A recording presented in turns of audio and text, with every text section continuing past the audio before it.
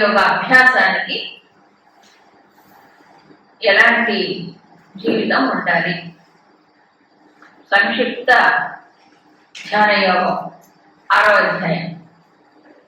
ఇక్కడ ఒకే శ్లోకంలో చెప్పారు. అంటే ఇంతకుముందు 51వ శ్లోకంలో మానసికమైనటువంటి సంసిద్ధత చెప్పాడు. అదేమిటి? 1 విశుద్ధ బుద్ధి, 2 ఆత్మానం ధృత్యా నియమ్య, అంటే మనస్సుని ధృతి చేత బుద్ధికి వశము చేయడం. ఎందుకంటే మనసు బుద్ధి 2 ఉంటాయి. మనసు ఏమో ఇలా ప్రపంచం వైపు ఇంద్రియాల ద్వారా వెళ్ళాలని ప్రయత్నం చేస్తుంటాం. ఇంద్రియాలు సరే బయటికే చూస్తుంటాయి. కాబట్టి మనసు మధ్యలో ఉంది, బుద్ధికి ఇంద్రియాలకు మధ్యలో ఉంది. అందుకని ఇటు చూస్తే ఇటు వెళ్తుంది, అటు బుద్ధిని చూస్తే ఏమవుతుంది? బుద్ధి ఏ లక్ష్యం చూపిస్తే అటు పడుతుంది. అప్పుడు మనసును ఏం చేయాలి? బుద్ధి చేత నియమించాలి. అందుకే ధృతి చేత. ధృతి ఎక్కడ ఉండాలి? బుద్ధిలో ధృతి ఉండాలి. విశుద్ధ బుద్ధిలో ఎప్పుడు కూడా బుద్ధి శుద్ధమైనప్పుడు దాని లక్ష్యం ఉన్నతంగానే ఉంటుంది, అల్పమైన లక్ష్యం ఉండదు. కాబట్టి ఆ లక్ష్యాన్ని కోసం అంకితమయ్యి ఇంతకు యోగేనా అని చెప్పాడు. ఎప్పుడైతే సాత్వికమైనటువంటి ధృతి ఉందో సాత్విక ధృతిలో ఏం చేస్తాడు? ఇంద్రియాన్ని మనసుని వీటిని నియమిస్తాడు. ఇంతకుముందు చెప్పాడు. అలాంటి ధృతి చేత బుద్ధి ఏ లక్ష్యం అయితే చూపిస్తుందో ఆ లక్ష్యంలో మనసు నిలిపి శబ్దాన్ని విషయాన్ని చెప్ప, ఇది ముందుగానే చెయ్యాలి. ఏంటి? శబ్దస్పర్శ రూపరసగంధాలనే బాహ్య విషయాలు ఈ ఇంద్రియాల ద్వారా లోపలికి రాకుండా వాటిని ఏం చేయాలి? నియమించడం. అందుకే మనకి 6వ అధ్యాయంలోనే ఒకటి చెప్పాడు. యథా దీపో నివాతస్థః సోపమాస్మృత అని చెప్పాడు. అంటే గాలి లేని చోట పెట్టిన దీపం ఎలా చక్కగా దీప శిఖ పైకి పెడుతుందో ఆ రకంగా యోగినో యథచిత్తస్య, యోగి అయినటువంటి వాడు చిత్తమును వశం చేసుకున్న వాడి యొక్క దృష్టి అలా ఏకాగ్రమై ఏమవుతుంది? లక్ష్యం వైపు పెడుతుంది. అందుకే చెప్పాడు ఇక్కడ ఇంద్రియములను కూడా నియమించాలి. ఇది సంసిద్ధత. అయితే ఇది చేయడానికి శరీరం సహకరించాలి. అందుకు లఘు ఆసి అంటే మితాహారాన్ని తీసుకోవడం, శరీరం కాపాడుకోవాలి, ఆరోగ్యం కోసం తీసుకోవడం. అంటే బతకడానికి తినాలి, బతకడం అంటే ఆరోగ్యంగా ఉండాలి కాబట్టి తినాలి. తినడానికి కోసమే బతకూడదు. అందుకు లఘు ఆసి. ముఖ్యంగా ఇది సూక్ష్మమైన సాధన, ఇది శారీరకమైన పని కాదు. శారీరకమైన శ్రమ చేసేవాడు తిన్నా ఏం పర్వాలేదు, ఎందుకంటే వాళ్ళకి అది అయిపోతుంది, అరిగిపోతుంది. ఇది సూక్ష్మమైనటువంటి సాధన కాబట్టి దీనికి స్థూలమైన ఇది అవసరం ఉండదు. కాబట్టి లఘు ఆసి మితాహారమే కావాలి. ఒకవేళ ఆ రకంగా ఉన్న ధ్యానానికి సరిపోదు. యుక్తాహార విహారస చెప్పారు ఆ రకంగా. వివిక్త సేవి, తర్వాత ఏకాంత ప్రదేశం, గొడవలు విడవలు లేకుండా ఉన్నటువంటిది. ఎందుకు ఏకాంతం? మరి అసలు మనం వెళ్లాల్సింది ఏకమైన లక్ష్యం వైపు కదా. కాబట్టి ఈ అభ్యాసంలో బాగా అంతర్ముఖమయ్యి చేసేటువంటి వాడు ఎక్కడున్నా హైవే జరిగిపోతుంది. అది కానప్పుడు ఈ కొంత ఏకాంతవాసం అనేది దోహదం ఉంటుంది. శంకరులు అయితే ఆయన భాష్యంలో ఏకాంతం అన్నప్పుడు ఇక్కడ వివిక్త సేవి అన్నప్పుడు కొండ చర్యలు, నదులు, తర్వాత ఇసుక తిన్నలు అలాంటి ఒక ప్రకృతికి దగ్గరగా ఉన్నటువంటి ప్రదేశాలు అని చెప్పారు. పూర్వం అలాగే వెళ్ళేవారు ఋషులు. ఎక్కడ తపస్సులు చేసేవారు? ధ్యానాలు ఎక్కడో సహజమైనటువంటి ప్రకృతి పరిసరాలు కదా. అందుకని ఇప్పుడు చూడండి, కొండల పైన ఉంటారు ఋషులు, లేదా అరణ్యాల్లోనే ఉంటారు, కొండ గుహల్లో అయినా ఉంటారు. అవునా? నదీ తీరాల్లో అక్కడ ఇక్కడ ఉంటారు మామూలుగా పూర్వం. అది సరైనటువంటి ప్రదేశం నిజానికి. సరే ఇప్పుడు ఎక్కడ పోయినా ఒకటే, ఇప్పుడు పరిస్థితులు అలా ఉన్నాయి. మన వాళ్ళు ఎక్కడ పోయినా పొల్యూషనే, నదీ పరిసరాలు పొల్యూషనే, సముద్ర పరిసరాలు పొల్యూషనే, కొండలు పొల్యూ, ఎక్కడ చూసినా పొల్యూషన్. తర్వాత ఇంట్లో పూజలు చేయడం బాగా ఇప్పుడు అలా తయారైపోయి, పూర్వం అలా కాదు. చక్కగా వాతావరణాన్ని శుద్ధంగా ఉంచుకునేవాడు. సరే, వివిక్త సేవి యత వాక్కమయ మానస. ముఖ్యంగా త్రికరణాలు చెప్పారు. ఈ త్రికరణములలో శరీరం స్థూల శరీరం, మనస్సు సూక్ష్మ శరీరం, వాక్కు మధ్యలో ఉంది. అది జ్ఞానేంద్రియము ప్లస్ కర్మేంద్రియము, 2 పనులు చేస్తుంది. అంటే నాలుగు 2 పనులు చేస్తుంది. కానీ వాక్కు అనేది ముఖ్యంగా అది కర్మేంద్రియమే. వాక్కు అంటే కర్మేంద్రియమే. అందుకే మనకి తపస్సు గురించి చెప్పినప్పుడు 3 రకాల తపస్సులు చెప్పారు. సాత్విక తపస్సులోనే 3 ఉన్నాయి. మళ్ళీ ఏమిటవి? శారీరకం, మానసికం, వాచకం. ఎందుకంటే వాక్కుకి మనస్సుకు లింకు, దగ్గర సంబంధం కదా. మాట మాట్లాడాలంటే వెనక మనసు ఉండాలి. మనసు లేకుండా మాట రాదు, అవునా? సో వాక్కుకు వెనక మనసు ఉంటుంది కదా. కాబట్టి వాక్కును నియమించడం అంటే ఆటోమేటిక్ గా కొంతవరకు మనసును కూడా నియమించడం అయింది. ఆలోచించి మాట్లాడాలన్న సత్యం, ప్రియం, హితం, స్వాధ్యాయాభ్యసనం ఇన్ని చెప్పాడు కదా. ఇది చేసినప్పుడు తప్పకుండా మనసు కూడా అది సత్యమా కాదా, అది హితమా కాదా, అవునా, అది ప్రియమా కాదా, ఇన్ని చూసుకుంటే మనసు కూడా ఏమవుతుంది కొంతవరకు సంయమించబడు. సరే, ఇంకా సూక్ష్మమై మనసుతోనే వశం చేసుకోవడం, నియమించడం. ఈ 3 కూడా ఒకే దానిపైన వెళ్ళాలి. యత వాక్కాయ మానస, ఒకే లక్ష్యం కలిగి ఉండడం.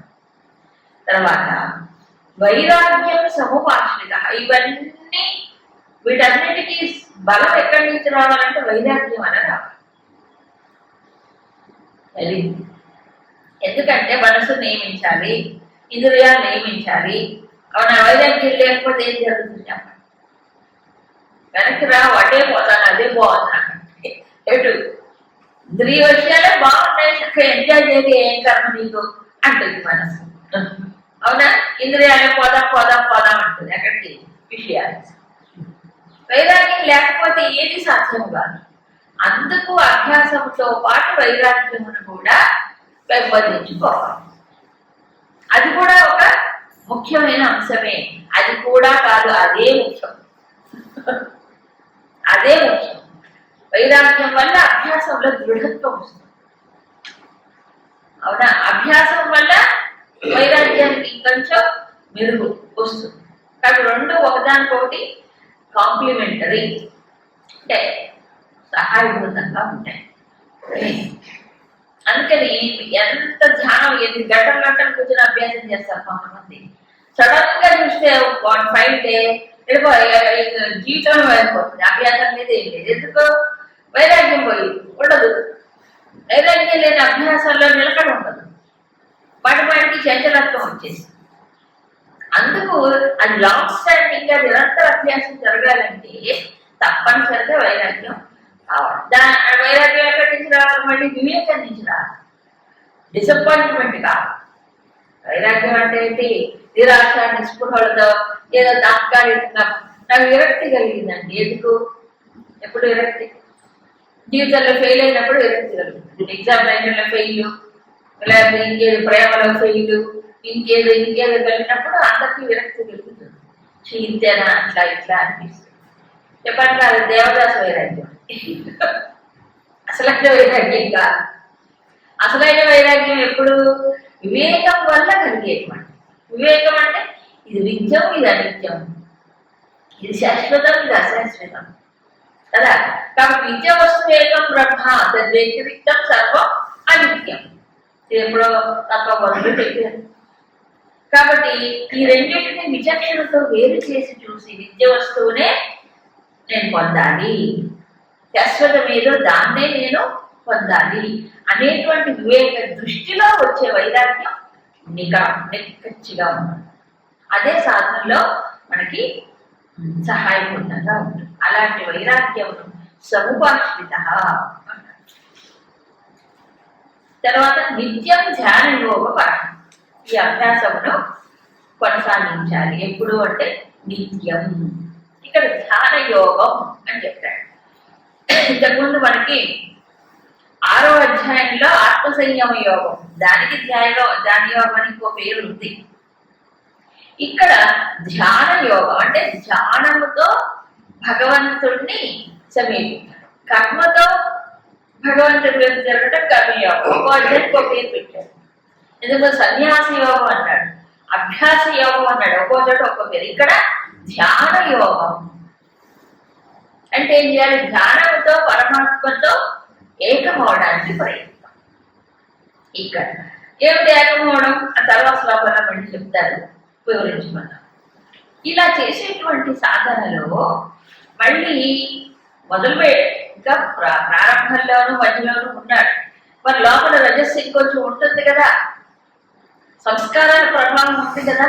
ఆ సంస్కారాల ప్రభావం చేత మళ్ళీ అక్కడి నుంచో అది పైకి రాకుండా అహంకారం, బలం, దర్పం ఇవన్నీ కూడా విముచ్య, వీటి నుంచి ముందు విడుదల పొందాలి. విడుదల పొందటం అంటే దేహం నుంచి విడుదల పొందటం కాదు. మనం వద్దన్న దేహం నుంచి బయట వెళ్ళిపోవాల్సిందే, ఖాళీ చేసి. ఈ కొప్పలో ఎంతకాలం ఉంటాం, ఖాళీ చేసి పోవాల్సిందే. అవునా? అది కాదు ఇక్కడ. మరి ఏంటి? విముచ్య, ఈ ఉన్న రజోగుణ పూరితమైనటువంటివి ఏంటంటే, ఒకటి అహంకారం. అహంకారం అంటే ఏంటి? తాదాత్మ్యం. దేనితో తాదాత్మ్యం? ఉపాధులతో తాదాత్మ్యం. ఈ తాదాత్మ్యాన్ని షిఫ్ట్ చేయాలి అంటే పరమాత్మతో తాదాత్మ్యం పొందాలి. ఇది పోయింది, అది రాదు. అవునా? ఉపాధులు నేను అనుకున్నంత కాలం అది వస్తుందా? పరమాత్మ తాదాత్మ్యం రాదు. అందుకని దీంట్లోకి బయటపడాల్సిందే. అలాగే బలం, దర్పం. ఈ బలం అనేది ఒకటి శారీరక బలం కావచ్చు, లేదా ఇంద్రియాలకి కానీ మనస్సుకు కానీ ఉండేటువంటి బలం కావచ్చు. ఏమైనా సరే, ఎంత బలం అండి మనసుకి! ఏమన్నా చంచలమిహ మన కృష్ణ ప్రమాది బలవద్రుఢం అంటాడు. లేదా మనసుకు బలం లేదా? బలం ఉందిగా పిల్లాగి పారేస్తుంది. అవునా కాదా? ఓ మరి లాగి పారేస్తుంది. అది చాలా బలం మనసుకు ఉంది. అందుకని ఈ బలం అనేది అన్ని బలాలు, శారీరక బలం కాదు, మనస్సు కూడా. తర్వాత దర్పం. దర్పం అంటే ఒక రకమైన గర్వము అలాంటిదే. దేని గురించి? తనకుండే శక్తి సామర్థ్యాలు, శారీరకమైన బలం కావచ్చు, మానసికమైన ఇది కావచ్చు, బౌద్ధికమైన శక్తి సామర్థ్యాలు కావచ్చు. వీటన్నిటి ఎడల మనిషికి దర్పం ఉంటుంది. ఛాలెంజ్ చేస్తారు కొంతమంది శాస్త్రాలు బాగా చదువుకుని ఛాలెంజ్ చేస్తారు. ఎవరు వస్తారా రండి ఇక్కడ వాళ్ళని కట్టించారు వేదికల మీద, అడగండి ఎక్కడైనా కదా ఉంటారు. శాస్త్రం మీద ఉండే పట్టు వల్ల అది వస్తుంది అనమాట, దర్పంలాగా వస్తుంది అది. ఇవన్నీ ధ్యానానికి పనికిరావు. ప్రపంచ వ్యవహారంలో చాలా గొప్పగా చెప్పుకోవచ్చు, కానీ ధ్యానానికి ఇవన్నీ పనికిరావు. ఎందుకంటే ఈ బుద్ధిశక్తి నీదా అంతగా విడిచిపడేందుకు. బుద్ధిమతాస్మి అంతే చెప్పాడు. బుద్ధిమంతుల్లో ఉండే ధీశక్తి నేను అన్నాడు. అసలు మనకు శక్తే లేదు, నిజాన్ని ఉన్నదంతా అయింది. కాబట్టి అందుకని ఇన్ని అధ్యాయాలు ఎందుకు చెప్పాడు? ఒక్కొక్కటి విభూతులు కదా. ఈ విభూతులన్నీ అర్థం చేసుకుంటే అప్పుడు అర్థం అవుతుంది ఏమిటంటే నాదంటే ఏం లేదు. అలాగే క్షేత్రజ్ఞ విభాగంలో కలుగుతుంది. క్షేత్రము తానే, క్షేత్రజ్ఞుడు తానే, సర్వక్షేత్రముల్లో ఉంటే క్షేత్రజ్ఞుడు తానే అయినప్పుడు ఇంకేమిట అది. కాబట్టి ఆ జ్ఞానం అంతా ఇక్కడ ధ్యానంలో ఉపయోగపడాలి. ఆ జ్ఞానంలో నిష్ఠ లేనప్పుడు, అంటే ధారణ జరగనప్పుడు ధ్యానం కూడా జరగదు అక్కడ. అంతేగా, శాస్త్రజ్ఞానం అనేది లోపల ధారణ జరగాలి. ధారణ జరిగి అది ఈ ధ్యానములో సహాయభూతంగా ఉండాలి. అప్పుడు నిర్మమ, అఫ్కోర్స్ అహం మమ రెండు పక్క పక్కనే ఉంటాయి. వీటి నుంచి విడుదలైనప్పుడు బ్రహ్మభూయాయ కల్పతే శాంత, అప్పుడు శాంతుడు అవుతాడంట. శాంత ఏ శాంత? ఈ పైన చెప్పినటువంటి తాదాత్మ్యములు గుణములు వాటి నుంచి బయటపడ్డప్పుడు శాంతుడై అప్పుడు బ్రహ్మత్వాన్ని పొందటానికి అర్హుడవుతాడు. ఇంతకుముందు ఇదే మాట చెప్పారు సార్. అర్హుడవుతాడు. అర్హుడు అంటే తెలుసు కదా, అధికారి లక్షణం. అధికారి లక్షణం వేదాంత భాషలో అధికారి లక్షణాలు అంటారు. మామూలుగా అయితే ఫిట్నెస్ అంటారు ఇంగ్లీష్లో. ఫిట్నెస్ అంటే బ్రహ్మత్వాన్ని పొందటానికి ఒక యోగ్యత అనేది లభిస్తుంది. అలా అయిన వాడు ఏం చేయాలి? బ్రహ్మభూత ప్రసన్నాత్మ. చూడండి, ప్రసన్నత, శాంతుడు కదా, శాంత చిత్తుడు కాబట్టి ప్రసన్నత కలిగిన వాడి నశోచతి నకాంక్ష. ఈ ప్రసన్నతలోనే రెండు ఉండవు, ఒకటి కాంక్ష, రెండు శోకం. ఈ రెండు పక్క పక్కనే ఉంటాయి. కాంక్ష ఉన్నప్పుడే శోకం, కాంక్ష ఉన్నప్పుడే ఆరాటం, ఆలోచన, లేకపోతే శోకం, ఇవి వస్తాయి. కాబట్టి ఈ ప్రసన్నాత్ముడైనటువంటి వాడు ఏం చేస్తున్నాడు? సమహ సర్వేషు భూతేషు. ఇవన్నీ ఇందాక చెప్పిన రజోగుణ పూరితమైన ఉండదు కాబట్టి, శాంత చిత్తుడు కాబట్టి అప్పుడు అన్నిటిలో అన్ని ప్రాణుల్లో ఉన్నటువంటి ఏకమైన తత్వాన్ని గుర్తించగలడు. సర్వేషు భూతేషు సమహ. సమత్వ బుద్ధి అన్నాడే 6వ అధ్యాయం చెప్పాడు, గుర్తుందా? సమత్వం, సమబుద్ధి విశిష్యతే. ఏం సమబుద్ధి?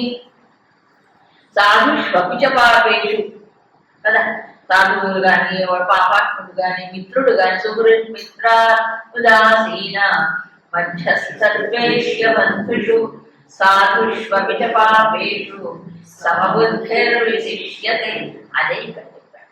సర్వేషు భూతేషు సమః మద్భక్తి పరాం లభతే. అప్పుడు నా ఎందు పరమమైన భక్తిని పొందుతాడు. ఎప్పుడు? ముందు బ్రహ్మ పూజను యోగ్యత రావాలి పొందటానికి. ఆ యోగ్యత వచ్చిన వాడికి పరమాత్మ భక్తి లభిస్తే, సర్వప్రాణుల్లో ఉంది ఒకటే పరమాత్మ కదా అనే బుద్ధి నిలకడ కలిగినప్పుడు అప్పుడు పరమైనటువంటి భక్తి కలుగుతుంది. ఎందుకంటే అంతా భగవంతుడే కదా, ఆ స్ఫురణకు వస్తుంది. ఏదో ఒక చోట కాసేపు భగవంతుడిని భావించటం కాదు కదా. అది అప్పుడు పరమమైన భక్తి అంటే ఎటు చూసినా భగవంతుడే, ఏ ప్రాణిలో కూడా భగవంతుడే. వాడు గొప్పవాడు కావచ్చు, అల్పుడు కావచ్చు, సాధువు కావచ్చు, దుర్మార్గుడు కావచ్చు, అల్పమైన ప్రాణి కావచ్చు కదా. అప్పుడు దృష్టి చెదరదుగా, అది పరమమైన భక్తిని పొందుతాడు. సరే, ఈ ప్రకారంగా భక్తితో మా తత్వత అభిమానాలు, ఈ భక్తితో, ఏది జ్ఞాననిష్ట వల్ల కలిగిన పరాభక్తితో నన్ను యథార్థంగా తెలుసుకుంటాడు. ఏమిటి? యావాను చ యహ అంటే ఏంటి? నేనెవరు, నా స్వరూపం ఏమిటి అసలు నిజానికి అనే విషయం అప్పుడు అర్థమవుతుంది. అందుకని భగవంతుడు అర్థం చేసుకోవడానికి తేలికేం కాదు. దానికి జ్ఞానము భక్తి రెండు ఏకమవ్వాలి. తత్వత మా జ్ఞాత్వా, ఇలా యథార్థముగా నన్ను తీసుకుని తదనంతరం విశతే, అప్పుడు నాలో ప్రవేశిస్తాడు. విశతే. ఇదే 11వ అధ్యాయంలో చివరిలో ఏం చెప్పారు? భక్త్యా త్వనన్యయా శక్య అహమేవం విధోర్జున. తర్వాత జ్ఞాతుం ద్రష్టుంచ తత్వేన ప్రవేశుంచ పరంతప. జ్ఞాతుం ద్రష్టుం ప్రవేశుం చెప్పాడు. ఎలాగో భక్తితోనే, అది కూడా అనన్య భక్తితో అని చెప్పాడు. అనన్య భక్తితో అప్పుడు నన్ను తెలుసుకుంటాడు. ద్రష్టం అంటే దృష్టిలో నిలుపుకుంటాడు. బుద్ధితో తెలుసుకోవడం, దృష్టిలో మార్పు. తర్వాత పరమాత్మలో ఏకీభూతుడు అవుతాడు. ప్రవేశం. ఇక్కడ తదనంతరం విశతే అనే మాట కొంచెం జాగ్రత్తగా అర్థం చేసుకోవాలి. అవునా? జ్ఞాత్వ తెలుసుకుంటాడు. తదనంతరం అంటే ఏమొస్తుంది మనకి? దాని తరువాత ప్రవేశిస్తాడు అనే మాట వస్తుంది. తదనంతరం అంటే మా ఆస్తి తదనంతరం. తదనంతరం అంటే నా తర్వాత వీళ్ళకే ఉంటాం కదా తదనంతరం. అలాగే జ్ఞాత్వ తెలుసుకొని తదనంతరం విషతే, తర్వాత ప్రవేశిస్తాడు అనే విషయంలో శంకరుడు మాత్రం స్పష్టంగా చెప్పారు. ఈ తెలుసుకోవడం, ఈ ప్రవేశించడం రెండు వేర్వేరా. సో ఇక్కడ తెలుసుకోవడం అనంటే బుద్ధితో తెలుసుకునే స్థాయి కాదు, దాటిపోయాడు. ఎందుకంటే బ్రహ్మభూయాయ కల్పత అన్నాడు కదా, బ్రహ్మత్వాన్ని పొందడానికి యోగ్యత లభించినటువంటి వాడికి ఇంకా మరి బుద్ధితో తెలుసుకోవడం ఏముంది అక్కడ? లేదు. భక్తి కూడా ఏమైంది? అనన్య భక్తి కలిగింది. అవునా? అలాంటప్పుడు ఇంకా బుద్ధి జ్ఞాత్వా అనే పదము, తర్వాత విషతే అనేటువంటి రెండు క్రియాపదాలు చెప్పారు ఇక్కడ. అనా జ్ఞాత్వా కాబట్టి విషతే ప్రవేశిస్తాడు అంటే దీనికి శంకరాచార్యులు ఏం చెప్తారంటే, ఈ తెలుసుకోవటం ప్రవేశించడం రెండు వేరు వేరు కాదు. ఎందుకంటే తత్వత మాన్యాత్మ అన్నాడు కదా, భగవంతుడిని తత్వత ఎప్పుడు తెలుసుకుంటాడు? పరమైన బుద్ధి కావాలన్నాడు. అవునా? ఆ తర్వాత విశుద్ధమైన బుద్ధి కావాలన్నటువంటి చెప్పాడు. తెలుసుకోవడం అంటే ఇక్కడ ఎలా తెలుసుకుంటున్నాడు? అనుభూతితో తెలుసుకుంటున్నాడు. ఏకత్వ అనుభూతితో తెలుసుకోవడం. ఇంకా అప్పుడు తెలుసుకోవడం ప్రవేశించిన రెండు పదాలు లేవు నిజానికి కదా. బుద్ధితో తెలుసుకునే స్థాయి కాదు. మరేంటి? బ్రహ్మీభూతుడు అయిన తర్వాత ఏమవుతాడు? బ్రహ్మమే అవుతాడు. తర్వాత స్థాయి అది. అందుకని బ్రహ్మవిత్ బ్రహ్మైవ భవతి అని చెప్పారు మనం. బ్రహ్మవిదుడు బ్రహ్మమే అవుతాడు. అంటే బ్రహ్మవిదుడే బ్రహ్మమును తెలుసుకుంటాడు. బ్రహ్మమును తెలుసుకోవడం మళ్ళీ ప్రవేశించడం అనేది లేదు. బ్రహ్మము కానివాడు బ్రహ్మమును తెలుసుకోలేడు. అది సంగతి. అంటే చెప్పాను కదా, తాను వేరుగా ఉంటే పరమాత్మను తెలుసుకోలేడు. సో పరమాత్మతో ఏకమైనప్పుడే పరమాత్మ తెలియబడతాడు. దీనికి శంకరుల ఆత్మబోధలో చాలా ఉదాహరణలు చెప్పారు. ఈ ఫైనల్ స్టేట్ ఆఫ్ రియలైజేషన్ అనే విషయంలో అప్పుడు చాలా ఉదాహరణ చెప్పారు. తైలం తైలే, క్షీరం క్షీరే, జలం జలే ఆత్మబోధలు చెప్తారు. 3 ఉదాహరణలు చెప్తారు. నీరు గ్లాసులో నీరు తీసుకున్నాం కుండలో, మళ్ళీ ఆ గ్లాసు నీరు కుండలో పోయండి, ఏమవుతుంది? ఒకటే. అలాగే క్షీరం క్షీరే, ఇన్ని పాలు ఉన్నాయి, దాంట్లో ఒక కప్పు పాలు తీసుకో, మరి దాంట్లో పోస్తే వేరుగా ఉంటుంది. కప్పు పాలు ఎక్కడ ఉండవు కదా. తైలం తైలే ఎన్నో ఉదాహరణలు ఉన్నాయి. అంటే ఏంటి? ఒకే పదార్థం, అది క్షీరమే ఇది క్షీరమే. ఆ క్షీరం ఈ క్షీరంలో పోస్తే కలిసి ఏకం అవుదా? మళ్ళీ వేరుగా ఉంటుందా? మరి ఏం చేసాము? ఏం లేదు, ఈ పాత్ర చిన్న పాత్రలో తీసుకున్నాం అంతే, మళ్ళీ దీనికి ఏకమైపోతుంది. అలాగే పరమాత్మలో ఏకమవడానికి, ఏకమైనప్పుడే పరమాత్మ తెలుస్తాడు కదా. నేను జీవుడిగా చిన్న ఉపాధిగా కూర్చొని ఉపాధి నేను నేను అనుకున్నంత కానీ పరమాత్మ ఎలా తెలియబడతాడు? కాబట్టి ఉపాధి సాధనలు పోవాలి. ఈ చిన్న అహం చూసారా, ఇది పూర్తిగా లీనమై పరమాత్మలో ఏకమైతే అప్పుడు పరమాత్మ తెలుస్తాడు. అది అందుకని మనకి 13వ అధ్యాయంలో కొంత క్లారిటీ వస్తుంది. అక్కడే ఏమన్నాడు? సర్వక్షేత్రేషు క్షేత్రజ్ఞంచ మాం విద్యాల. ఒక్క మాట కాదు, అన్ని క్షేత్రాల్లో క్షేత్రజ్ఞని నేను, క్షేత్రజ్ఞంచ మాం విద్ధి. అచ్చా అనే మాటకి కొంతమంది ఎలా చెప్తారంటే, క్షేత్రజ్ఞుడిని నేనే, క్షేత్రం కూడా నేనే.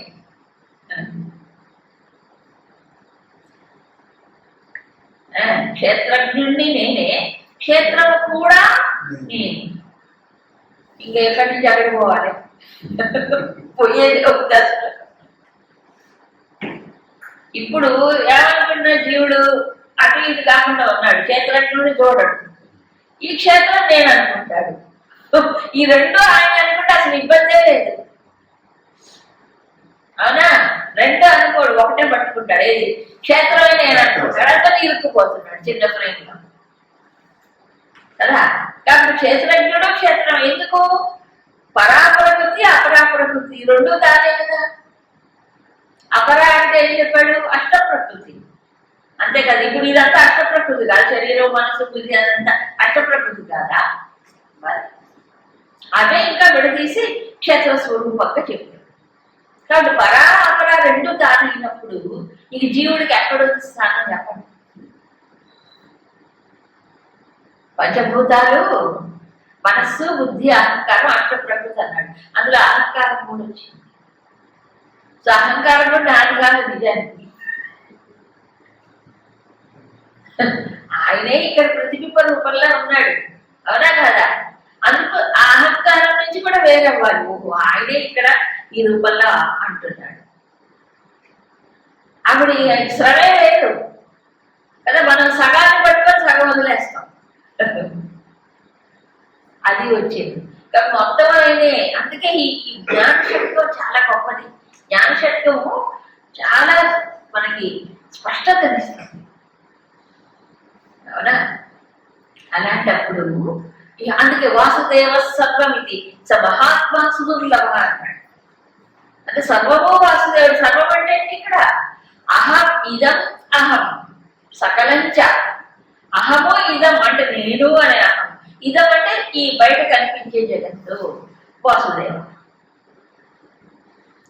అప్పుడు ఇక ఉన్నది వాసుదేవుడు అక్కడే ఉన్నది. వాసుదేవుడు అంటే గొడవ ఉంది, నేనుంటే గొడవ కానీ వాసుదేవుడు నేనుంటేనే గొడవ. ఎవరు ఈ నేను పోతే ఈ నేను పోతేనే శాంతి. వాసుదేవుడు హాయిగా ఉంటాడు శాంతి, అవునా? సో అశాంతి ఎక్కడి నుంచి మొదలైంది? నేనుతో మొదలైంది. కాబట్టి అది కూడా ఆయనే అనే భావన రావాలి. పరా పర క్షేత్రజ్ఞం క్షేత్రుడు క్షేత్ర. అప్పుడు ఈ ప్రవేశించడం అంటూ లేదు. దీని గురుదేవులు ఇంకో ఎగ్జాంపుల్ చెప్తారు. స్వప్నం కలగన్నవాడు కలగంటున్నాడు. కళ అయిపోయిన తర్వాత ఏమవుతుంది? మెలకు వస్తుంది కదా. ఇప్పుడు ఎవరు మేల్కొన్నారు? కలగన్నవాడే మేల్కొన్నాడు. మేల్కొన్నప్పుడు ఈ కలగన్నవాడు ఏమైపోయాడు? ఇప్పుడు మేల్కొన్న వాడిలో కలిసిపోయాడు. కలిసిపోయాడా? వాడే వీడు కలిసిపోవటం అనేది ఇద్దరు వేరుకుంటే కలిసిపోయాడు. వేరు కాదు కదా, కలగనేవాడే మేల్కొన్న వాడైపోయాడు, అంతే. వాడు వచ్చి వీళ్ళు కలిసిపోవడం ఏముంది? లేదు కదా. అలాగే అజ్ఞానంలో నేను జీవుడు జీవుడు జీవుడు అనుకుంటున్నాను. యథార్థమైన పరమాత్మ తత్వం ఎరిగినటువంటి వాడు భక్తితో ఏమవుతున్నాడు? నేను వేరు కాదు, అసలు నేనంటూ లేదు, ఆయనే ఇక్కడ నేరుగా వ్యవహారం జరిగింది, నాకు తెలియక నేను అనుకున్నాను అని తెలుసుకుంటాడు. ప్రవేశించడం ప్రత్యేకంగా లేదు, అంతేగా. అది ఎట్లాగైతే కలగన్న వాడు మేల్కొన్నట్లుగా అజ్ఞానం అనే కళలో ఇంతకాలం ఉన్నాడు, ఉపాధిలో కూర్చొని ఉన్నాడు. మేల్కొన్నప్పుడు ఓహో సర్వము తానే. ఏది ఉపాధి, ఉపాధిలో ప్రకాశం, సర్వము క్షేత్రం అంతా కూడా తానే, ప్రత్యేకంగా వేయడం లేదు చెప్తూ. అందుకే తర్వాత ఈ జ్ఞానం ఏమో ఇది పరమైన నిష్ఠ, జ్ఞానం యొక్క నిష్ఠ. బట్ దానికి ఏం చెయ్యాలి? మళ్ళీ సలహా ఇస్తున్నాడు అర్జునుడికి. సర్వకర్మాణి అపి సదా కుర్వాణ వంద్యపాశ్రయ. నన్ను ఆశ్రయించి అన్ని కర్మలు చేస్తూనే సర్వకర్మాణి చెప్పాలి. వ్యపాశ్రయ ఆశ్రయించి మత్ ప్రసాదాన్ని శాశ్వతం పదం, శాశ్వతమైనటువంటి పదాన్ని నా యొక్క అనుగ్రహం చేత పొందుతాడు. మత్ ప్రసాదాత్ అంటే భగవంతుడి యొక్క అనుగ్రహం చేతనే భగవంతుడిని పొందుతాడు. ఎందుకంటే అక్కడ కూడా మళ్ళీ జీవుడికి నేను తపస్సు చేసి, నేను ధ్యానం చేసి నేను పొందుతాను అది కూడా వస్తుంది. మరి నేను అక్కడ కూడా వస్తుంది. అందుకు మత్ప్రసాదాత్ అంటే నా అనుగ్రహంతో శాశ్వతమైన పదం అవ్యయం నన్ను పొందుతాడు. చూడండి, నన్ను ఆశ్రయిస్తూ కర్మలను చేస్తూ ఉండాలి అన్నాడు. అప్పుడు నా అనుగ్రహంతో నన్ను పొందుతాడు.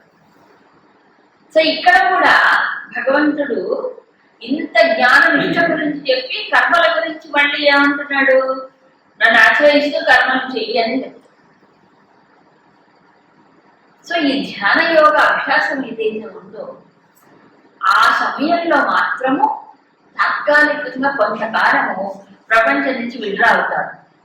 ఏది ఏకాంత వివిక్త సేవి అన్నాడు, ఏకాంతంలో చేసే ధ్యానంలో మాత్రము విడ్రా అవుతాడు ప్రపంచం నుంచి. అంటే కర్మల్ని ఇది చేసి నిరంతరం ఉంటాడు. కానీ అప్పటిదాకా చేయాలి, ఏది ధ్యాన యోగ స్థితి కలిగే వరకు చెయ్యాలి కదా. ధ్యాన యోగ స్థితి ఎప్పుడు ఇప్పుడు చెప్పిన లక్షణాలు అన్నీ ఉన్నాయి. ముఖ్యంగా యోగారూఢ స్థితి అండి. సింపుల్ గా ఆరోగ్యాన్ని నింపించాడు. యోగారూఢుడు అయితే చాలు. ఆ యోగారూఢత్వం వచ్చేదాకా ఏం చేయాలి, పొందాలి, కర్మలు చేస్తూనే ఉంటుంది. యోగారూఢుడు అయినా ధ్యానాభ్యాసం చేసినా 24 గంటలు ఎవరు చేయరు. ఎవరో రమణ భగవాన్ లాంటి వాడు ఇక ఆయనకి ఇదే చివరి జన్మ అన్న స్థితిలో ఎప్పుడూ ఏకాంతంలో అలా ఉంటాడు. తర్వాత ఆయన కూడా కొన్నాళ్ళు తీవ్రమైన ఏకాంత ధ్యానం మళ్ళీ బయటకు వచ్చాడుగా. మళ్ళీ ప్రపంచం వైపు దృష్టి మళ్ళీసి ఎవరెవరికి ఏది కావాలో అది మోసం చేశారుగా వారు కూడా. అది అందుకని ప్రసాదాత్ అనే పదం ఇక్కడ భగవద్ అనుగ్రహము అంటాడు. భగవద్ అనుగ్రహం అంటే ఏంటి? ఇప్పుడు సూర్యుడు సూర్యకాంతి, నేను గురుదేవ బాగా చెప్తాను. సూర్యుడు సూర్యకాంతి అంటే 2 వేలా? కాంతి లేని సూర్యుడు ఒకడు ఉంటాడా? లేదు. కాబట్టి సూర్యుడు సూర్యకాంతి 2 వేలు కాదు కదా. సూర్యుడే కాంతి, కాంతి అంటే సూర్యుడు. సూర్యుడు కాంతిని ఇవ్వకుండా ఎప్పుడైనా ఉంటాడా? ఎవరికి కాంతిని ఇస్తాడు సూర్యుడు? అందరికీ ఇస్తాడు. అవునా కదా? కాబట్టి భగవంతుడు భగవత్ అనుగ్రహం 2 వేలు కాదట. సూర్యుడు సూర్యకాంతి వేరు కానట్లు, కాంతి లేని సూర్యుడు లేనట్లు అనుగ్రహం లేని భగవంతుడు ఉండడు. అనుగ్రహమే భగవంతుడికి స్వరూపం. అనుగ్రహం ఇవ్వకపోవడం అంటూ లేదు, ప్రత్యేకంగా ఇవ్వటం అంటూ లేదు. మరి ఇదేంటో ఈ భక్తిలో భగవద్ అనుగ్రహం ఉంటే మాకు అది ప్రాప్తించిందని భగవంతుడు దైవాలు మేము చల్లగా ఉన్నామండి, మేము ఇల్లు కొనుక్కున్నామండి. ఇదంతా భగవద్ దైవాలనే మాకు జరిగిపోయింది. మంచిదే, ఆ భావన ఉండాలి. కానీ భగవంతుడు ఏదో ఒకప్పుడు దయ చూపిస్తాడు, ఒకప్పుడు దయ చూపించాడు. నేను కొబ్బరికాయలు కొడితేనే భగవంతుడు దయ చూపిస్తాడు, లేదా ఆయనకి ఏదో కిరీటం పెడితేనే, లేకపోతే ఏదో గొప్పగా చేస్తేనే భగవంతుడు దయ చూపిస్తాడు. ఇవన్నీ కాదు. ఇవన్నీ ఏంటంటే మన మనస్సుని భగవంతుడిని తిప్పటానికి చేసేటువంటి ప్రయత్నం. ఈ ప్రయత్నంలో భగవంతుడికి ఉన్ముఖమై ఉంటాడు కాబట్టి ఆ అనుగ్రహాన్ని పొందుతాడు అంతే. దృష్టి ఎక్కడో పెట్టి భగవంతుడు దయ కావాలంటే ఎక్కడి నుంచి వస్తుంది చెప్పండి? ఇప్పుడు భగవంతుడి దయ అంటే ఏమిటి? నిజానికి బాగా గురుదేవులు చాలా హేతుబద్ధంగా చెప్తారు. నువ్వు చేసే పూజ వల్ల ఆయనకి దివి దయగలిగి ప్రత్యేకంగా వాడిస్తాయి. ఇవన్నీ పురాణాల్లో చెప్పినటువంటి కాన్సెప్ట్స్ కదా. దయ అంటే భగవంతుడు ఎవరు? ద్వైతంలో మాట్లాడద్దు. ఇక్కడ అద్వైత సిద్ధాంతం ప్రకారం చూసినప్పుడు భగవంతుడు జీవుడి కంటే వేరుగా ఉన్నాడా? లేదు కదా. ఎక్కడున్నాడు? క్షేత్రజ్ఞుడిగా సమక్షేత్రంలో ఉన్నాడు. నాలో చైతన్య రూపమై సర్వకాల సర్వావస్థల ఎందు అన్ని ఉపాధులలో ఉన్నాడు, ప్రకాశింపచేస్తూ. ఆయన అనుగ్రహం ప్రత్యేకంగా ఎక్కడ పొందాలి, ఎప్పుడు పొందాలి? ఉండనే ఉంది కదా. మరి ఎలా ప్రత్యేక భక్తప్రసాదాలు ఎందుకు ఏమీ లేదు. ఈ జీవుడి దృష్టి ఉపాధుల నుంచి ఎంతగా వేరయ్యి పరమాత్మతో సాధాత్మ్యం చెందుతాడో అంత అనుగ్రహమే పొందినట్టు లెక్క. ఇప్పుడు ఆ కిటికీలు తలుపులు అన్ని మూసేసుకొని సూర్యుడు అనుగ్రహం రావట్లేదంటే ఏమిటి అర్థం కదా? కిటికీలు తలుపులు అన్ని తెరుచుకుంటే ఏమవుతుంది? అనుగ్రహం అదే వస్తుంది. ఇంతకు ముందు ఎందుకు అనుగ్రహం రాలేదు అని మూసుకొని కూర్చున్నాం అంతే. అలాగే ఈ దృష్టి, తన యొక్క దృష్టి బయట వెళ్ళేసేపు అసలు అనుగ్రహం రాదు, ఉపాధుల్లో ఉన్నప్పుడు కూడా రాదు. మరి ఎప్పుడు వస్తుంది? ఉపాధితో కాకుండా ఉపాధుల్లో ప్రకాశించే పరమాత్మతో వైపు మళ్ళినప్పుడు అది అనుగ్రహం. కాబట్టి అలాంటి వాడి యొక్క ఉపాధి ఏమవుతుందంటే భగవంతుడి యొక్క చైతన్యము ఎక్కువగా ప్రకటన అవుతుంది. ఎవరి దృష్టి పరమాత్మ మళ్ళిందో వాళ్ళల్లో ఈ చైతన్యము, ఈ ప్రకాశము ఎక్కువగా స్పష్టంగా వ్యక్తమవుతుంది. అందుకే వాళ్ళని మహానుభావులు అన్నారు, మనీషులు అన్నారు. ఎందరో అది చాలా ఇష్టం అక్కడ చెప్పింది. అది పరమ భక్తిలో చెప్పేది. కానీ ఇక్కడ చూస్తే ఒకటే. సో భగవద్ అనుగ్రహము ఏదో చిన్న చిన్న పనులతో, ఏదో మనకి ఏదో బయట ప్రపంచంలో లాభం వచ్చినా, ఒక జయం కలిగినా భగవద్ అనుగ్రహం వచ్చిందని అనుకుంటున్నాం. ఆహా, ప్రత్యేకం ఒకనొక సందర్భంలో వ్యక్తంగా ఎప్పుడూ ఉంటుంది. తన దృష్టి అటువైపు మళ్ళిస్తే తను పొందుతాడు. తన దృష్టి బాహ్యంగా ఉన్నప్పుడు పొందలేదు. సో అనుగ్రహం అనేది ప్రత్యేకమైన సందర్భంలో వచ్చేది కాదు వీడి యొక్క దృష్టి. అందుకే సమోహం సర్వభూతేషు చెప్పలే నమే ద్వేష్యోస్తి నప్రియ ఏ భజంతి మాం భక్త్యా మయి తేషు చాప్య. ఇది 9వ అధ్యాయంలో చెప్పాడు. భగవంతుడికి ద్వేషింపబడేవాడు, ద్వేషించడం ప్రేమించడం ప్రత్యేకంగా లేదు కదా. నా ప్రియ, భగవంతుడికి ప్రియుడవడు అని ప్రత్యేకంగా ఏం లేదు. ద్వేషింపదగిన వాడు లేడు, అందరిలో సమకానే ఉన్నాడు చెప్పాడు. కానీ భక్తిలో భజించేటటువంటి వాడు ఏమవుతున్నాడు? భక్తిలో పరమాత్మ దృష్టి మళ్ళిస్తాడు కాబట్టి ఏమవుతున్నాడు? అతను పరమాత్మలో ఉంటాడు.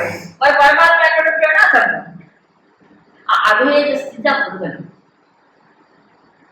ఇప్పుడు భేద దృష్టితో చూడటం వల్ల కానీ వేరయ్యాడు.